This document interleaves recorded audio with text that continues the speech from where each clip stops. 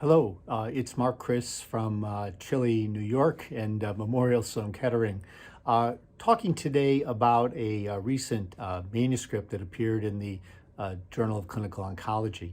It's about a new NK1 antagonist called fosnitupetant. Fosnitupetant.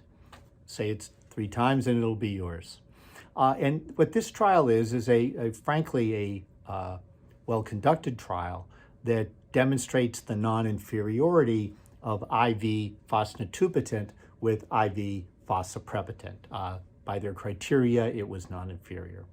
But my reason for discussing that today is that indeed this paper and this trial kind of misses the point for the field right now.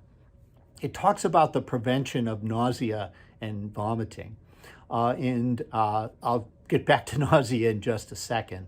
But in the paper itself and in the abstract, there's not a single mention about the medication's ability to control nausea.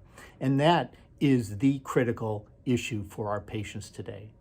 And when you dig into the paper, and you have to go into the supplementary data to find it, what you find is that for no nausea, the prevention of nausea, it is 50% for both the control and this new drug. We only control nausea in half of the patients that receive cisplatin in 2022. And that to me is a huge issue. When you ask patients what are the effects of cancer treatment that they fear most, that concern them most, it's nausea and emesis. And nausea has replaced emesis. And while this trial used emesis as the main endpoint, it was useful in finding the drug, but it was not useful in coming up with a new treatment that addresses a huge need. Further, they talk about an advantage to fosnitupetant based on infusion reactions, but it is a difference of 0.3 to 3%. And to talk about that sort of thing in the abstract and discuss it in the discussion section and not have nausea be part of the key endpoint of this trial, and you had to dig deeply to find out that, frankly, it was no better than the drugs that we have now. The other concerning point is we do have another drug. If you go to the ASCO or NCCN guidelines for patients receiving high dosages of cisplatin, you find a 4-drug regimen, including olanzapine, and that was not used here. Why is olanzapine so critical? Number one, it's an available drug, it's an inexpensive drug, it's a safe drug, and it improves nausea by 15%. 15%. So here they did this huge trial to show non-equivalency, and they neglected to give a drug that could deal with the most serious side effect of cancer therapy, that is nausea, and improve things by 15%.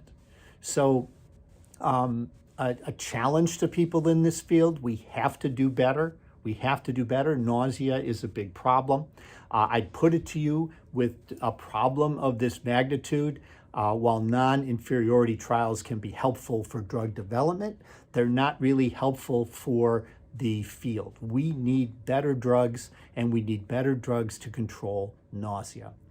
In the meantime, I urge you all to follow guidelines.